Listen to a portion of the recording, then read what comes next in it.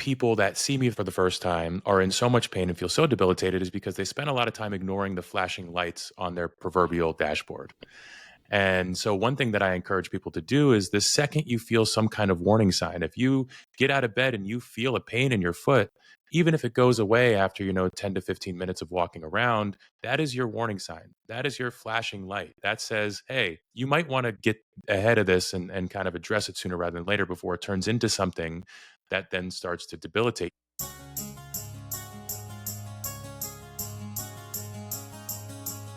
Hi, everyone. I'm your host, Dr. Shafer of Talks with Dr. Shafer. I'm so glad you're here. Today, I am so excited to have on the show Dr. Dan Ginader, Doctor of Physical Therapy, a former Division I baseball player, author of the upcoming and much anticipated book, The Pain-Free Body, Simple Stretches and Exercises for Common Aches and Pains. Known for explaining anatomy and pain in understandable terms, Dr. Dan is an internet sensation and an advocate for physical therapy and healthy, pain-free living. Dr. Dan works with patients from professional athletes to Broadway stars and in between people like you and I to help them lead healthier, happier lives. Thank you so much, Dr. Dan, for joining us on the show today. I am so happy to be here. What a beautiful introduction. Thank you for having me. Well, I am so excited to have this conversation. I was thinking before we had the opportunity to connect today about, it reminds me of airline travel and you don't know who you're going to get to sit next to on the airplane, right?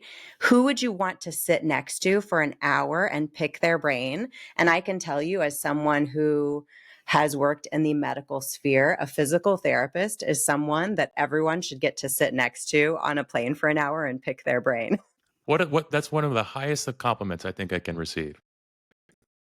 I think, there aren't that many professions like that, right? We're like, oh man, I would just love to sit next to someone and learn about quantum mechanics. Like that sounds so cool. But everyone's life can be enriched through physical therapy, exercise, and just frankly, movement. And those are things that we often avoid due to being overscheduled or even being out of the habit or afraid to exercise. So you do so much good in people's lives.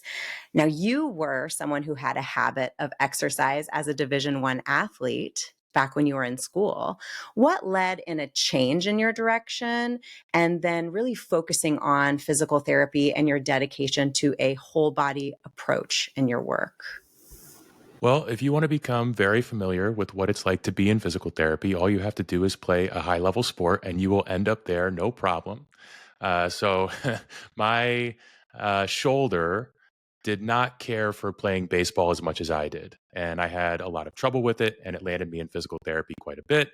And even though I was lucky enough to play at the Division I level, kind of halfway through my career is when my shoulder really started to degrade and just not be what it used to. And so it became very clear to me that my backup plan of being a physical therapist was going to become the primary plan.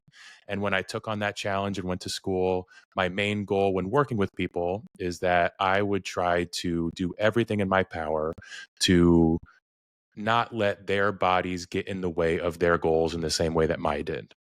So I kind of take that personal experience of having a body part fail me and kind of hinder my main dream, my main goal in life. And then I take that energy and I kind of give it to everyone else and hopefully give them everything their body needs to allow them to reach their goals.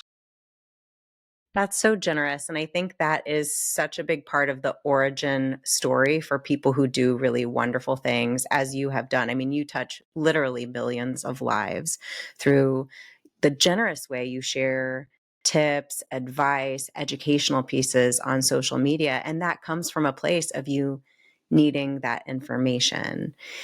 It brings to mind this experience that I think is very common early in life and common in young athletes, or for example, someone like myself as a singer, there would be times when maybe I hadn't trained my voice properly or I overused it and my instrument failed me, right? And that can be really scary when that is your bread and butter, that is your work, and not just your work, but your passion. And so as an athlete, when you feel your body has failed you, you took this information and experience you had, and you did something really great with it.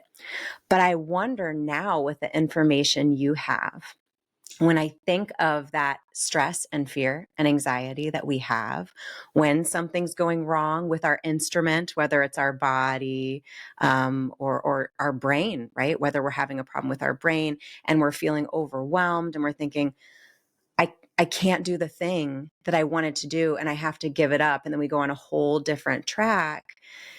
Knowing what you know now about the body and all of the opportunities you have to not only strengthen it when those things come up in life, because they always will, and once you get over one, another will come at some point, but also to prevent injury. Looking back now, what would you say to yourself when you had that rotator cuff injury, and how would you counsel and help someone who came to you with the same injury in your practice? I think it's all about just spreading awareness and letting people understand what their body is capable of, and also talking to, maybe 15-year-old me or a 15-year-old in the clinic, which is an experience that I have pretty often. The conversation is very much, you know, things may be okay now because you're young, you can bounce back. But if you take the time to build up the strength in these places and you take the time to learn how to move your body in more efficient ways, you can set yourself up for success in the future. And that can be kind of a hard pitch. The pitch becomes a lot easier after people have sustained their first big injury, because then they understand kind of what can go wrong. But I think the challenge is when I see someone. So I just recently had a very skilled 15-year-old pitcher sustained his first big elbow injury. He had never been hurt before. He had never been through the injury process before. And I kind of saw a lot of myself in him. And even though the injury was very minor and, the elbow is going to make a full recovery, I used that as an opportunity to say, well, okay, I know you're here for your elbow, but let's assess the shoulder. Let's assess how well you can rotate. Let's assess all of these other things that, even though it's the elbow that failed you, there's a lot of other things that you can be working on, and also a lot of other things that you can put in place to set you up for success in the future. And so just really the education of it all, I think, becomes the most important thing. And how often does that happen? I imagine it's quite frequent that someone comes in to see you with a particular source of pain or dysfunction, but then you see that there's a certain level of deconditioning or opportunity for strengthening that will not only help them through right now in the healing process and strengthening process, but also be less likely to need your assistance in the future. It's almost, well, first of all, with every kind of chronic pain, meaning a pain that's been around for longer than 3 months, something that the person feels like snuck up on them, chances are that it didn't sneak up on you, that there have been things that are either asymmetrical or things that aren't moving as well as they should, or maybe you're over reliant on one side of your body than another, and things kind of slowly built over time.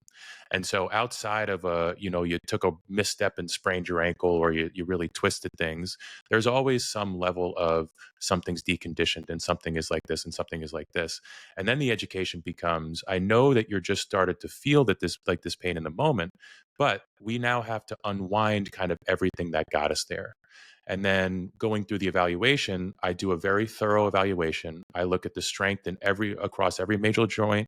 I look at how the muscles are operating, how range of motion is one side compared to the other, so that they can get like a full picture of how their body moves and what their body looks like, so that they can then begin to connect the dots themselves. Like, oh, I knew that my knee was hurting, but I also didn't know that I was so much tighter in one hip, or I didn't realize that I was so much weaker here. Now it does make sense.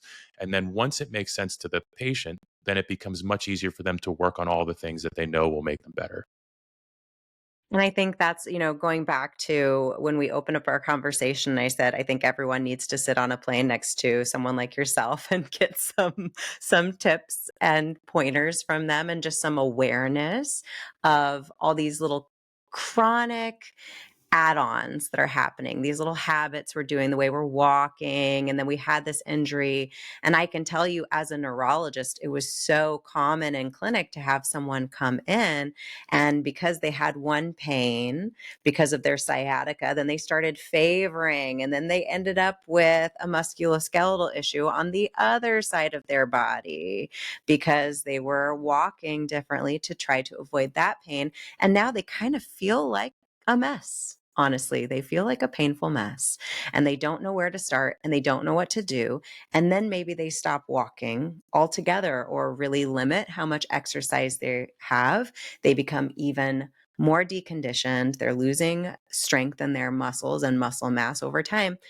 And then we end up in a really tricky situation. So I think it is so important to not only be educated and get this information from your upcoming book, which I'm so excited about, and your amazing social media, but also I do think it's kind of like our cars need a checkup, right? I think most of us, when that annual light comes on and it's saying my car needs a checkup, we're thinking, okay, well, I want this car to run for the next 10 to 15 years, right? I don't want to have to buy a new car. So I will take this in because this is an investment. It's an expensive, important investment. Yet we don't do the same things for our bodies, right? We don't necessarily go see our primary care physician, and we don't necessarily do the physical check-ins that we need and the physical therapy. And so I think it's really important to have these conversations and just bring to people's understanding the fact that physical therapy shouldn't just be something that grandpa needs after he has his hip replaced. It's something that many of us can benefit from throughout our lives. What are the top 3 to 5, if you can think of them off the top of your head, conditions that people maybe earlier on in their lives who aren't, they're not involved in sports, they're not star athletes. But what are some common aches and pains that bring people to your practice that if people are feeling them at home, they shouldn't hesitate to reach out and get assessed for them? Well, first of all, I want to touch on your analogy of taking your car in on a yearly basis, because a lot of reasons why people that see me for the first time are in so much pain and feel so debilitated is because they spend a lot of time ignoring the flashing lights on their proverbial dashboard. And so, one thing that I encourage people to do is the second you feel some kind of warning sign, if you get out of bed and you feel a pain in your foot, even if it goes away after, 10 to 15 minutes of walking around, that is your warning sign. That is your flashing light. That says, hey, you might want to get in and get ahead of this and kind of address it sooner rather than later before it turns into something that then starts to debilitate you. Because for the most part, people don't come in to see me until that pain develops to the point to where all of a sudden they can't walk the way they used to, or it hurts to go up and down a set of stairs until there's a true functional limitation. So please don't ignore the flashing lights. Please come in the second that you feel it. And then in terms of, 3 to 5 of the most common things, I would say it's, your major weight bearing areas. It's your lower back, it's your hips, it's your knees, and it's your feet. Outside of that, the shoulder is a really common one, just because the shoulder has a lot of has the most range of motion of any joint in the body. There's a lot of things that can go wrong. Of course, the neck is a big thing these days with the amount of time that people are spending sitting and working at computers, and they're sitting and working on their phones. And so I guess now that I talk about it, it's kind of everything. Yeah, everything can be common. There really isn't one thing that I see more than others in the general population. Anything can go wrong, and you're better off addressing it sooner rather than later. Well, it makes me think, I don't know if you're a Swiftie, Dr. Dan. I We am, and are I a know a lot big of Swifty my, household, a I massive love it. Swifty household. I love it. So we are too. And when you were talking about the signs, those early signs that maybe were ignored, it really made me think about exile. Do you know that one? Sure, So yeah. I think you said, you never gave me a sign. And she says, I gave so many signs. And her bodies, they are sending us signs, but I think we're so conditioned to not listen to our bodies, right? And a lot of it probably came from when we were a kid, when something hurt and it was like, go put some dirt on it. You'll be fine. It's fine. Yep, Walk tough it it off. out. Just Yep. keep it up. Tough it out. You got it. Yep. but it doesn't really work. And especially as we get older, and especially if we have habits that are just adding on, putting salt in the wound, so to speak, getting in, like you said, when it's just that ouch when you get out of bed before it's that, oh, I'm not sure I can do the stairs anymore. Getting in at that ouch period, that pain point, is a much better way to prevent the functional loss. So I so appreciate it. I wanted to touch on something that I love talking about, that so few people know the history of the term doctor. And it really embodies what you have done with your career and how you approach being a doctor of physical therapy. So I love to share this history of the etymology of the word. It comes from the Latin term, and I won't say the Latin term correctly. I did not study Latin in school, but I learned this in medical school. And as you know, we learn a lot of Latin when we're studying anything that's about anatomy or the body. That docere, doctor, means to teach. And I feel the best doctors really approach the way they deliver care as that of being a teacher, because our patients are out living in their bodies and we can't fix them. They come to us often for a fix, but what we actually provide instead of a fix is we give them tools that they can use with some assistance from us and education from us to then lead happier and healthier and stronger lives. And it leads me into what you've really done. You've built such a beautiful body of work online. And no matter what platform you prefer, you can find Dr. Dan on there and learn tips to help you strengthen and also help you if you're having some aches and pains.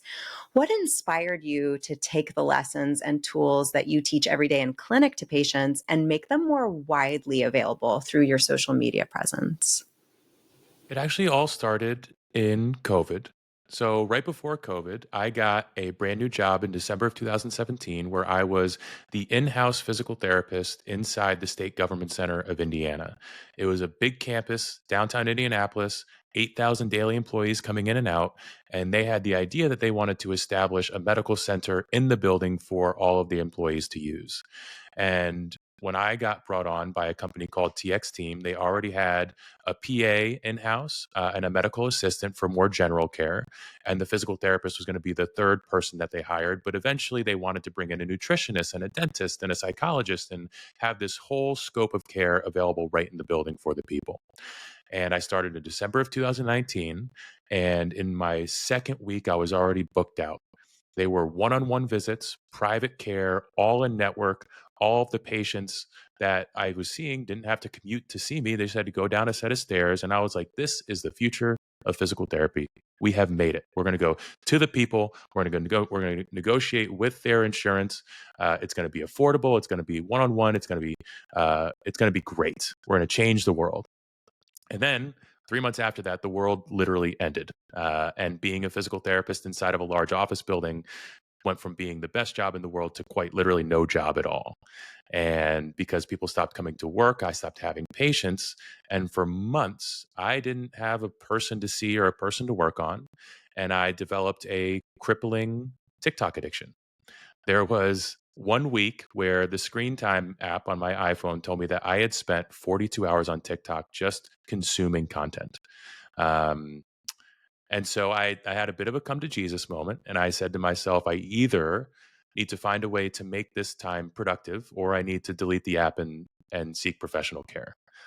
So I chose to try to make it productive. And I always felt that my greatest strength as a physical therapist was as an educator, where I think I'm a very good physical therapist. I don't mean to disparage myself, but I may not have the biggest bag of exercises or I may not have access to the most manual therapy tools.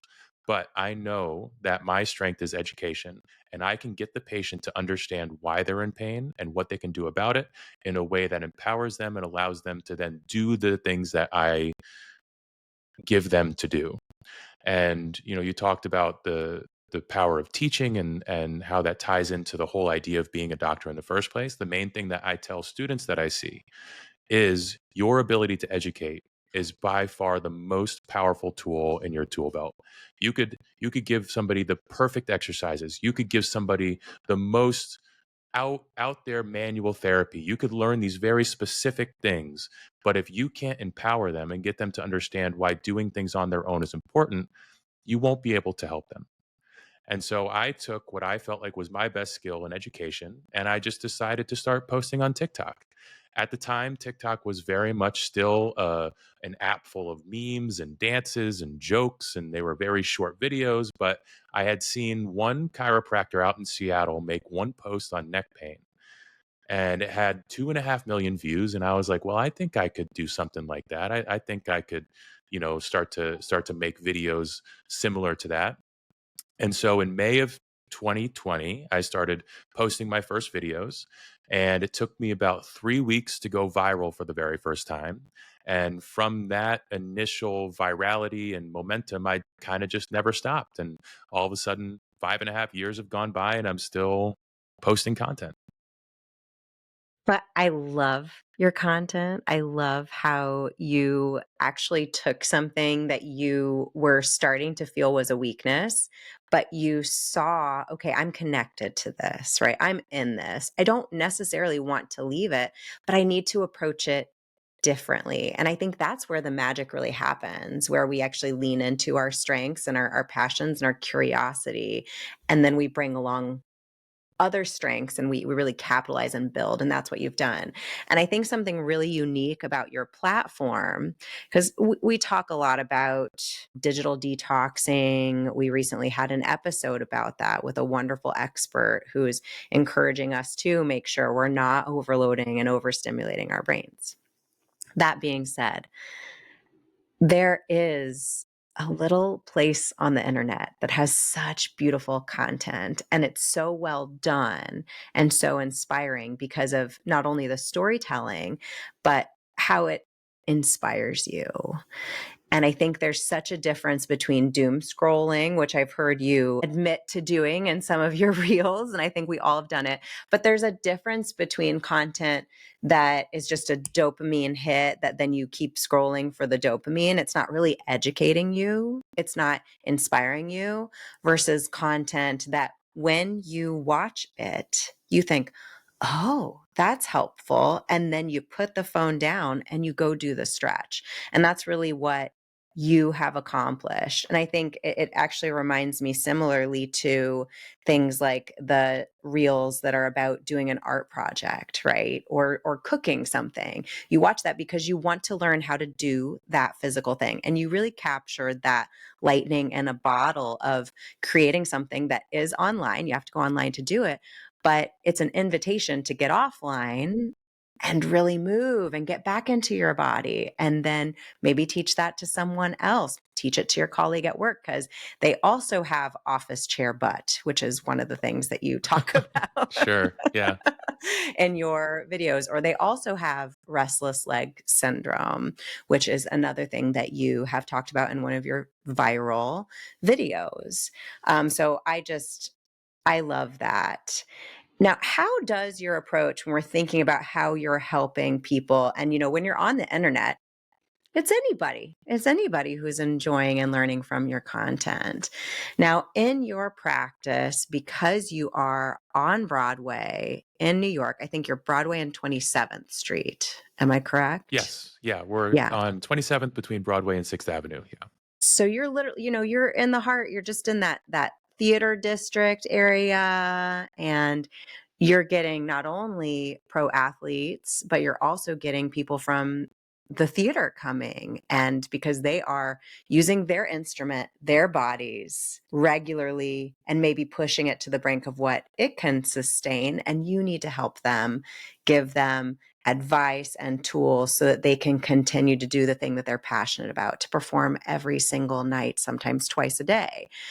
How do you approach these different populations of people? Is there a difference in how you show up as a therapist for those different groups that come into your office seeking your help? So you always have to treat everybody as an individual. Everybody deserves to be seen through a unique lens, and everybody has different goals. And so you definitely have to treat them as if they're their own individual person. I think research is really important, but when you're dealing with the N of one, you always have to kind of maintain that individuality.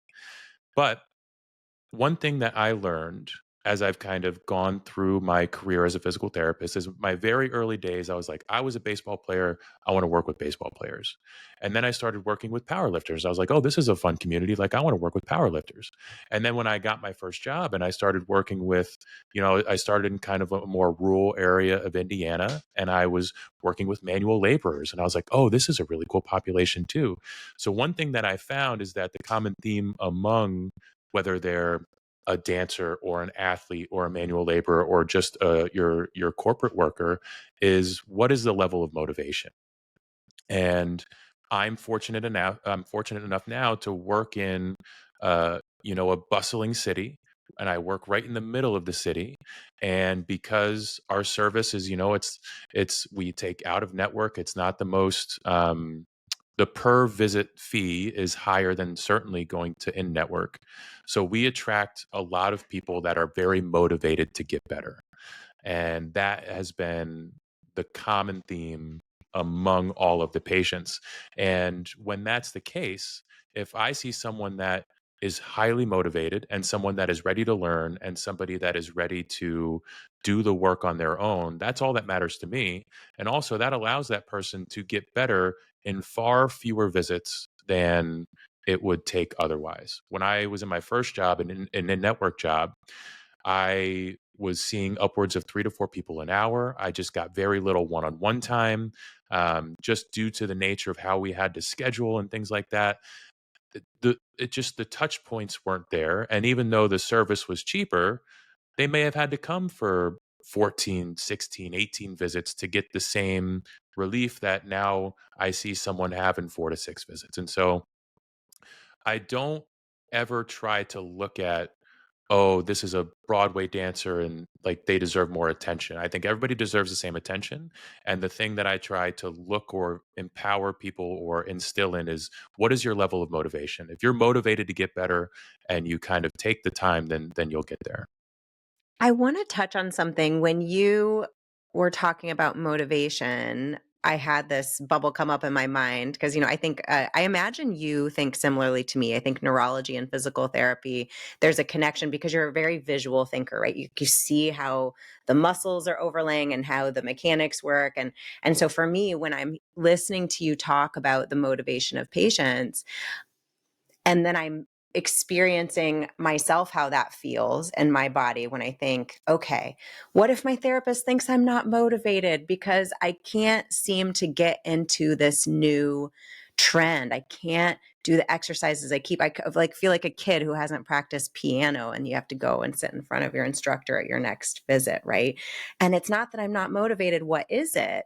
And I think a lot of it comes down to what are the habits also that we've built, and how do you as a therapist, if you have people who are coming to you and they're motivated, they know what their goal is, they know why they want it, they're paying you for it, they're paying you not only with money but with their time and attention, which is the greatest resource that we have, but they're really struggling with changing their habits. What are some tricks and tips you have for people to help them change the momentum of their daily habits that's going to really help catapult them with their fitness and therapy routine? It comes down to two main things. The first is that I understand that working in New York City, everybody is very busy. It is not a city where people have access to a lot of downtime. And so, if what I give them doesn't already fit easily into their day, there's a very low likelihood that they'll do it. And so, when I'm prescribing the exercises, one of the first things that we talk about is what is your average everyday look like already? And then we kind of try to find spots where we can fit stuff in. So if they're already the kind of person that goes to the gym 4 times a week, that's plenty. Just take 10 minutes and add this to your normal gym time. If they're the kind of person that is more or less completely sedentary, they're either, on the couch or they're working their desk job or it's largely sitting, then it might come down to, okay, well, you definitely have to take a lunch break and you definitely have to get up and go to the bathroom. So, what if every time you just got up to go to the bathroom, you integrate these one or two like really simple things just to start moving in the right direction? And then the second main thing that we have to do is find an appropriate level of challenge. Because if I give someone something that's too easy, they'll feel like they're not doing anything at all and they'll feel like it's not worth their time. If I give someone something that's too hard, they may either feel immediately discouraged because they can't quite do it, or we run the risk of flaring up their symptoms. And so we try to find the perfect level of challenge and then an easy way to fit it into their day. And then the nice part is that if we do a good job doing those two things and we give it 1 to 2 weeks, chances are they will feel significantly better or at least feel like they're moving in the right direction. And there's no better motivation, there's no better way to get people to continue to do something or grow within something than to start to see results. And so I think as long as we focus on those two main things, the results will come and then the rest will kind of take care of itself.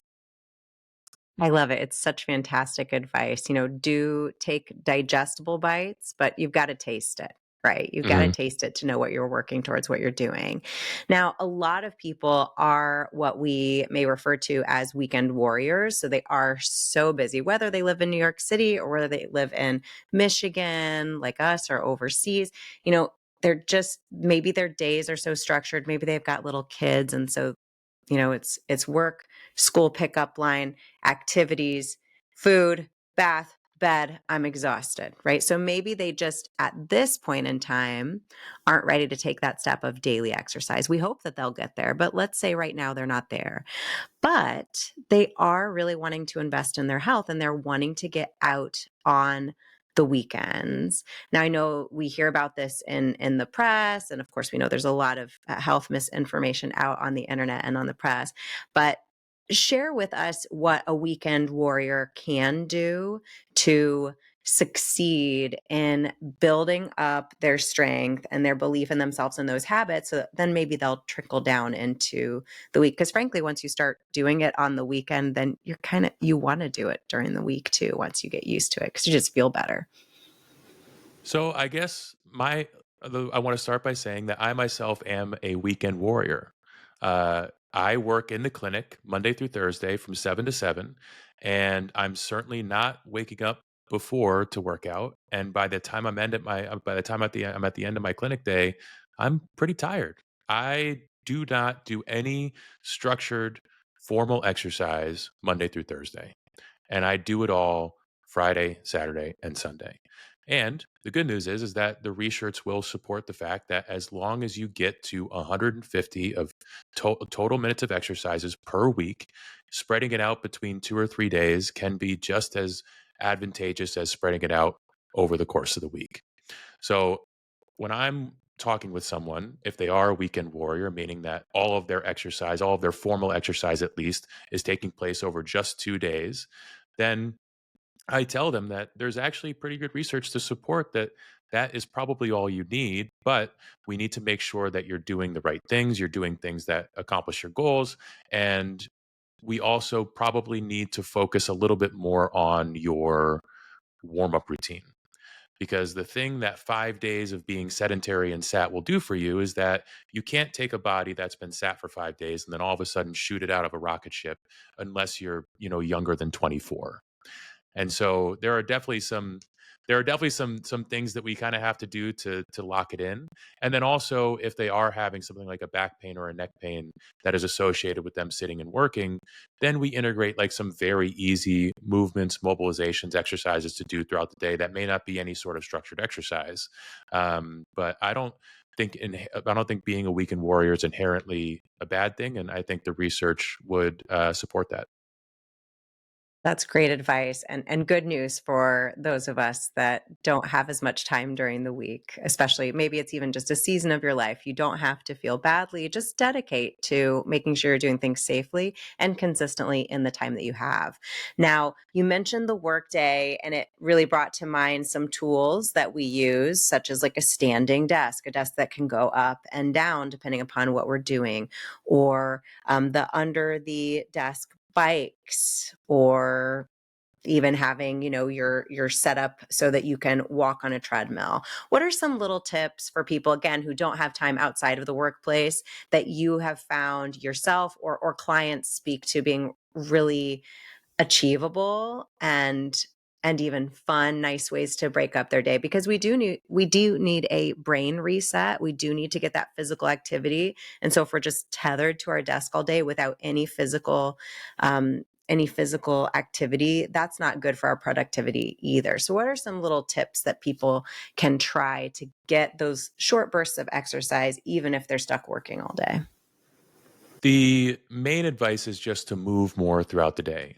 The reason that the standing desk is better for reducing pain and better for attention is less because you're standing and more because while you're standing, you are more unstable. You're moving around more, whether you realize it or not. You're shifting your weight from side to side. You're rolling up on your toes. You're rolling back on your heels. Maybe you're doing like some little mini air squats or something like that. And it's that kind of inherent fidgeting that keeps the body in motion and reduces the likelihood that you will have some sort of pain develop from being locked into one position. And so, whether it is having a standing desk or whether it is if you are the kind of person that feels like you can answer emails while walking on a treadmill, I don't think I'm one of those people, but I know there are a lot of people out there that can do that. Again, if you are the kind of person that can put something to pedal underneath your desk and you can still be productive, then go for it. I think that's great. I don't have access to that level of concentration, so I can do a standing desk. I would struggle doing the other two things. And if it's not in your budget for a standing desk at the moment, then we kind of go back to the every time you go to the bathroom principle, where if you get up to go to the bathroom, do 10 to 20 sit to stands, or maybe have like a running list of the first time I go to the bathroom today, I'll do these 1 to 2 movements. The second time I go to the bathroom today, I'll do these 1 to 2 movements. It will quite literally add next to no time in your day, but that increase in blood flow, that increase in movement will both probably make you just generally a happier, more focused person, and also will reduce the likelihood that you will develop any sort of ache and pain from your seated desk position. I love it. And prevention is worth, right? An ounce of prevention is worth a pound of treatment. So I love that. And I know you've also spoken to some items that you can have in the home that can help, that are low cost tools, right? We're not talking a Peloton or anything like that. Things that people can use to kind of make their short bursts of exercise, maybe in the evening after a long day or stretching, go a little bit further. What sort of tools do you recommend people consider if they're trying to achieve that?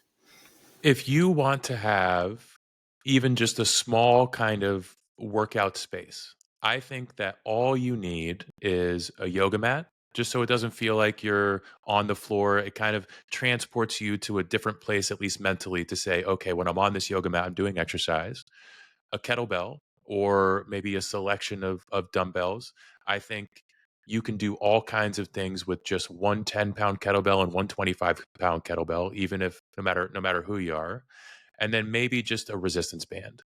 And with those things, as long as you have access to proper exercise advice and things like that, and you start at a small level, you can accomplish all that you would need to accomplish most likely in that little yoga mat area. And that's where I normally suggest that people start. I love it. I love the tools and I love the attention to the mindset, to the space, the preparation not only of your body, but of your mindset. Because if your body believes, okay, it's exercise time, it really will physiologically get you into a different place and a place of readiness for that activity. So I think that's really important to add that aspect to it. Now, Dr. Dan, you mentioned at the beginning of our conversation something that I really wanted to talk to you about, and I've heard you discuss it before. It's something that troubles neurologists, and we get concerned about, but it's very popular. So let's talk about, you mentioned the chiropractor earlier and how they inspired you to create your incredible wealth of videos for your audience. Let's talk about cervical neck manipulation.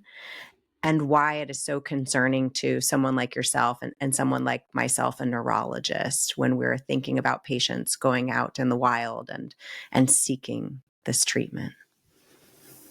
So, for the audience to start, cervical manipulation is when somebody takes your head or your neck in their hands and they kind of set you up by turning your head and neck in such a way, and then they give you a quick burst of movement with the goal of creating cavitations or pops the same way that you would crack or pop your knuckles. Um, it is it is a very controversial topic, at least in the conservative care space, because there are practitioners like myself that will never let anybody manipulate their neck for any reasons. I will never manipulate anyone's neck, uh, just for a multitude of reasons, because I am more of a believer in both the anecdotal evidence and the patient stories that I've heard, and even this. It's a very hard thing to study, so the actual numbers are murky and blurred, and but a simple Google search will lead you to a bunch of, at the very least, anecdotal studies or anecdotal stories of people that went and had a cervical manipulation, and then within the next 24 to 48 hours had some sort of stroke or adverse event that in a lot of cases can result in death. And I think, as a conservative care practitioner, nothing that I do should come with even the smallest risk of death. I am working on chronic pain. I am working with people that just want to get better. There's a reason that I'm not a surgeon. There's a reason that I'm not dealing with these life or death situations. I can't take it. That's why I'm a conservative care person, and therefore, when I know that I have had neck patients get better doing a whole host of things, whether it's only strengthening or only mobilizations or only soft tissue or a whole. I've had neck patients get better just from working on their shoulder. Um, so I know that there are so many things that can be done that don't include a cervical manipulation, which does have a risk of death. Again, I want to say that again. It comes with a risk of death And and disability. and disability.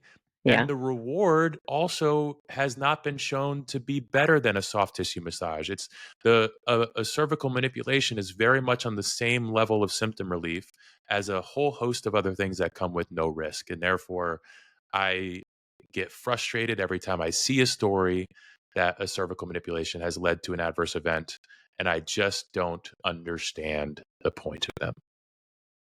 Thank you. I really wanted to talk to you about this because I've heard you speak on it before, and it's something that we as neurologists speak on. You know, we're not performing neck manipulations, we're not performing therapies, but we are seeing people in the hospital or in chronic care because of lingering disability, or taking people off of life support because they've had a devastating stroke that has left them brain dead, which absolutely can happen.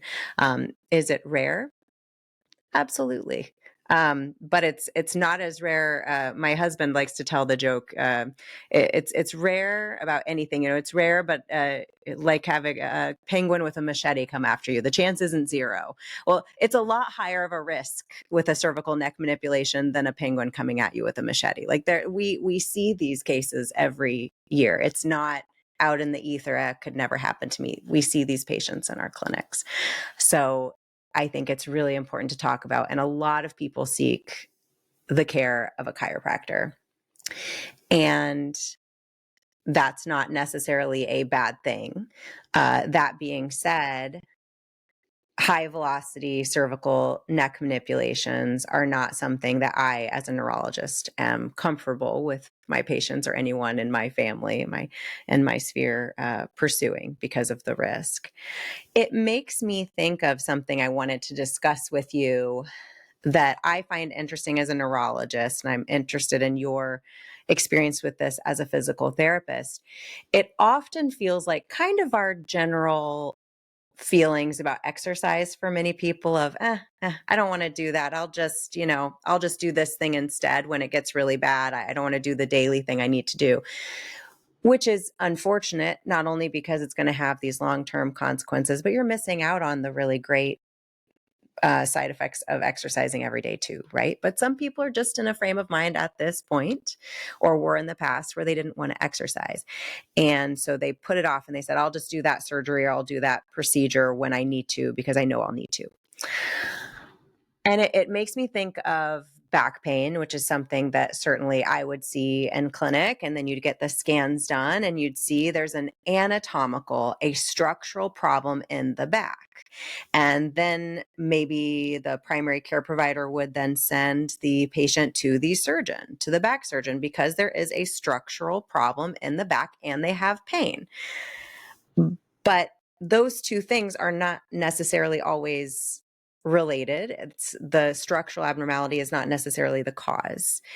And I have heard many times the story of, people not wanting to do physical therapy for the pain, for example, because it's time and it's money and it's just a habit I'm not used to.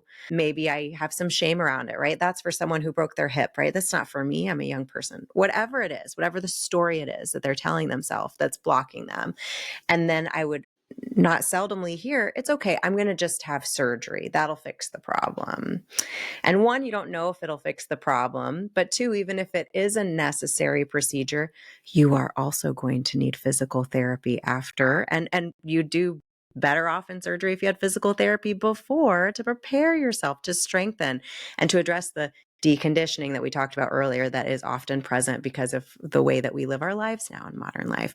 So I just wanted to get your feelings on that and any advice you would have for people who are thinking, well, often it's also that maybe a family member, well, my dad had to have back surgery when he was about my age, so it's probably just a foregone conclusion that I'm going to need this. What would you say to these people? What is the percentage of times that we can avoid surgery, right? If we just do the physical therapy and the lifestyle changes, and maybe even avoid needing the surgery altogether.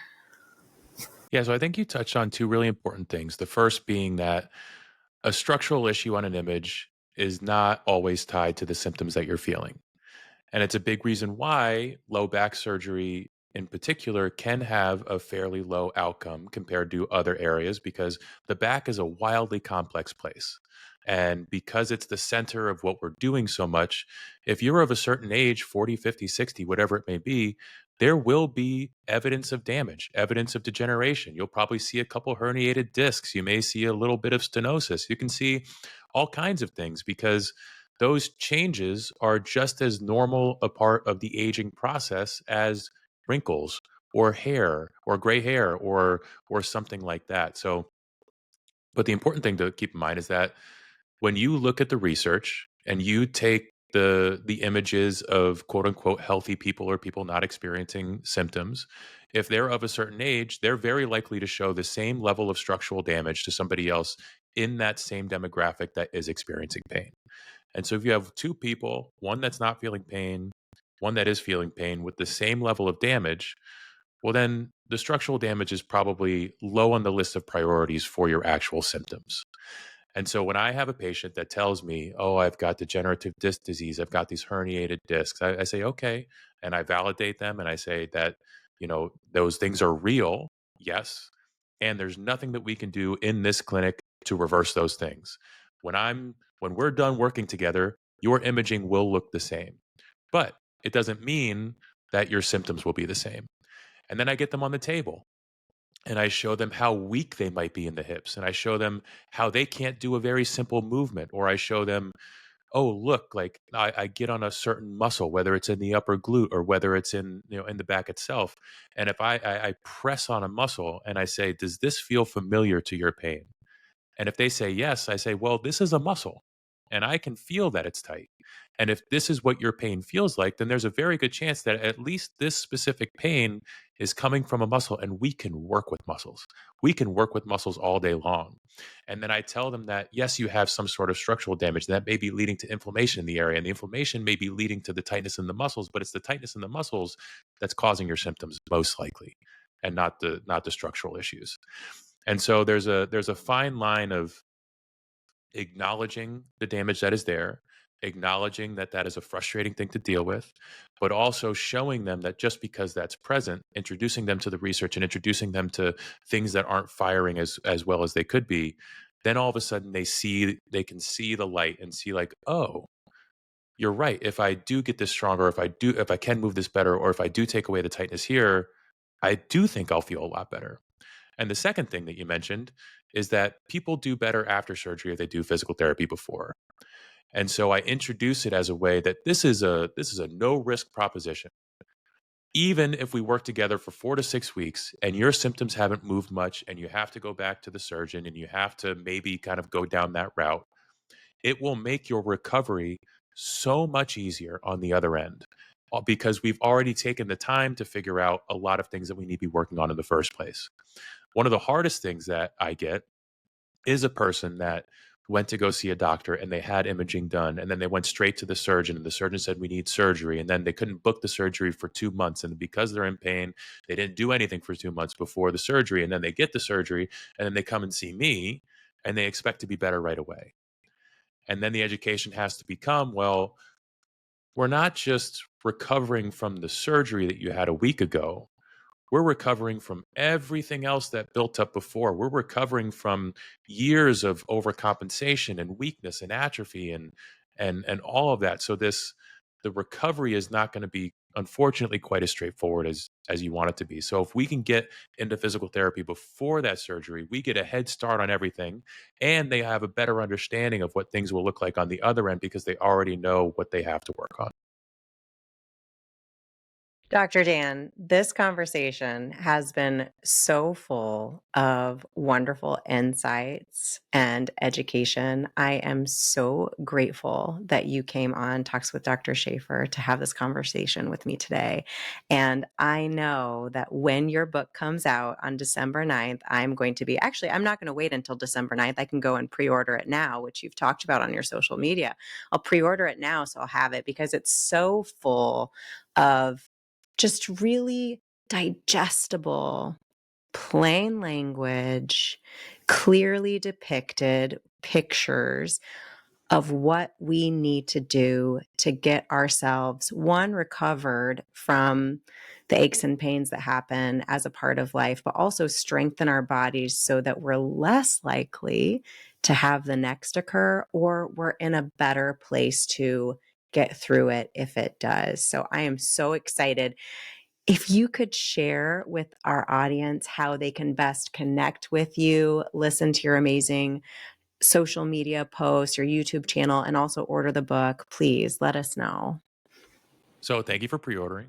Pre-ordering is very important because it shows the publisher the demand for this book, and it also allows them to then stock it in bookstores and things like that because there is demand. So pre-ordering is very important, and you can pre-order it any major book retailer, Amazon, Target, Bookshop.org. If you're more of an independent bookstore person, it's available everywhere. So please pre-order if you think like it's something that you're gonna purchase. And then in terms of the socials, as you mentioned, YouTube, TikTok, Instagram. Currently, I'm really just making the short form content. It's in next year's projects to kind of commit to the longer form YouTube videos. But currently, short form, Dr. Dan DPT. You can find me on every major social media platform.